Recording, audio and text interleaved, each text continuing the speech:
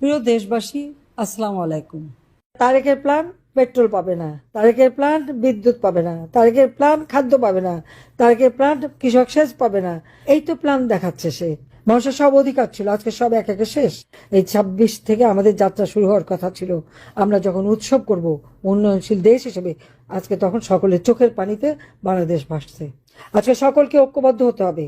আপনার প্রত্যেকটা কৃষক লীগের নেতাকর্মী আপনার যা যা এলাকায় কৃষকের পাশে দাঁড়ান, তাদের নিয়ে আন্দোলন শুরু করেন। কেন বাংলাদেশকে আবার অন্যের কাছে হাত পেতে চলতে হবে?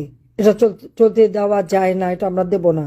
কাজে সকলকে ঐক্যবদ্ধ হয়ে আমাদের কৃষক শ্রমিকের পাশে দাঁড়ান, খেটে খাওয়া মানুষের পাশে দাঁড়ান, নিম্নবিত্ত মধ্যবিত্ত মানুষের পাশে দাঁড়ান। 5 কোটি নিম্নবিত্ত মানুষকে মধ্যবিত্ত উন্নীত করেছে, আজকে 6 কোটি মানুষকে আবার দরিদ্র সীমার নিচে নিয়ে গেছে ইনুস।